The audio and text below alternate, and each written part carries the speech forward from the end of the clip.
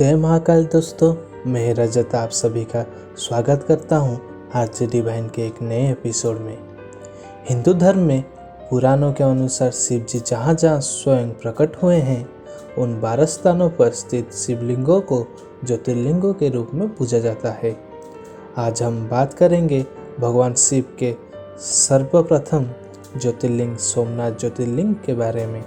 तो वीडियो के आखिर तक हमारे साथ जुड़े रहिए और हमारे चैनल को अब तक अगर आपने सब्सक्राइब नहीं किया है तो सब्सक्राइब कर दीजिए।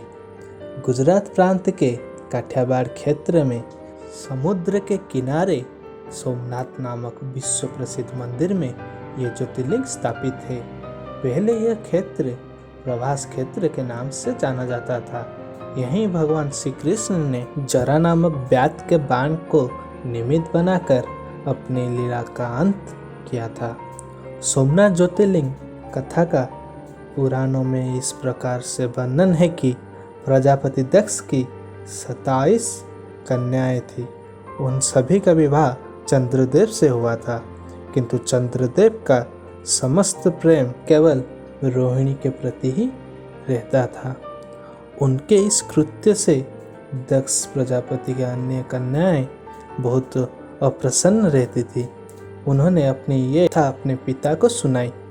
दक्ष प्रजापति ने इसके लिए चंद्रदेव को अनेक प्रकार से समझाया, किंतु रोहिणी के वशीभूत उनके हृदय पर इसका कोई प्रभाव नहीं पड़ा।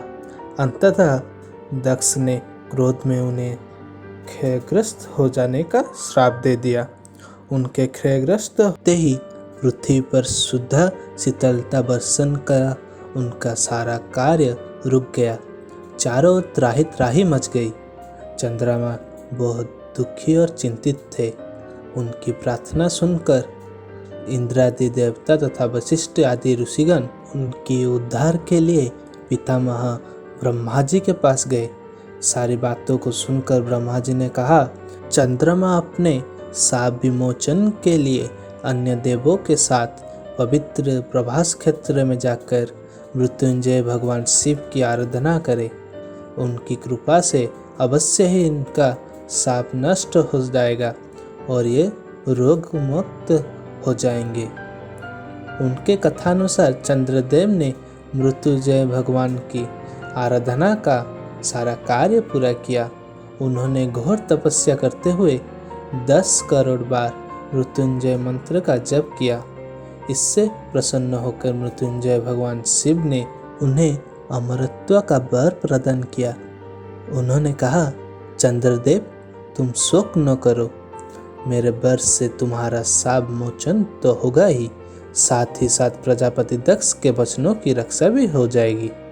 कृष्ण पक्ष में प्रतिदिन तुम्हारी एक एक कला क्षीण होगी, किंतु पुनः पक्ष में उसी क्रम से तुम्हारी एक एक कला बढ़ जाया करेगी।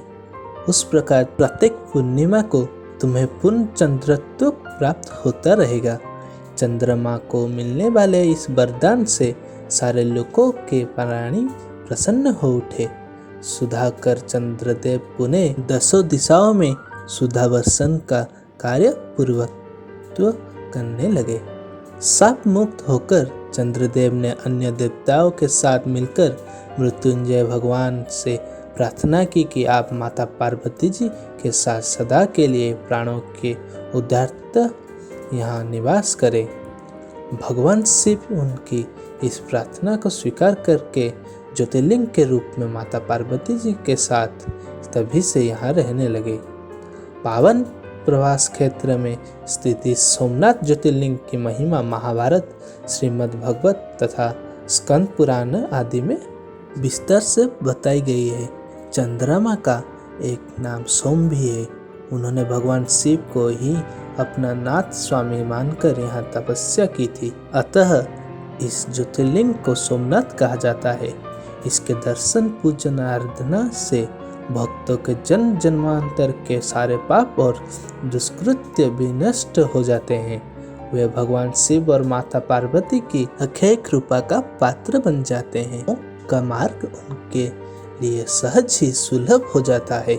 उनके लौकिक परलौकिक सारे कृत्य स्वयं सफल हो जाते हैं। भारतीय उपमहाद्वीप के पश्चिम में अरब सागर के तट पर स्थित आदि ज्योतिर्लिंग श्री सोमनाथ महादेव मंदिर की कथा ही निराली है। यह तीर्थ स्थान देश के प्राचीनतम तीर्थ स्थानों में से एक है और इसका उल्लेख स्कंद पुराण, श्रीमद् भगवद गीता, शिव पुराणम आदि प्राचीन ग्रंथों में भी है। वही ऋग्वेद में भी सोमेश्वर महादेव की महिमा का उल्लेख है। यह शिवलिंग 12 ज्योतिर्लिंगों में से पहला ज्योतिर्लिंग माना जाता है। ऐतिहासिक सूत्रों के अनुसार आक्रमणकारियों ने इस मंदिर पर 6 बार आक्रमण किया है। इसके बाद भी इस मंदिर का वर्तमान अस्तित्व इसके पुनर्निर्माण के प्रयास और सांप्रदायिक सद्भावना का ही परिचायक है। 7वीं बार यह मंदिर कैलाश महामेरु प्रसाद शैली में बनाया गया है। इसके निर्माण कार्य से सरदार वल्लभ भाई पटेल भी जुड़े रह चुके हैं। आशा करता हूँ कि आपको ये वीडियो पसंद आई होगी। अगर आई है तो लाइक कीजिए, कमेंट कीजिए और अपने दोस्तों के साथ शेयर कीजिए। और ऐसे ही वीडियोस देखने के लिए हमारे चैनल आरजे डिवाइन को सब्सक्राइब कीजिए। आज के लिए बस इतना ही। धन्यवाद। जय हिंद।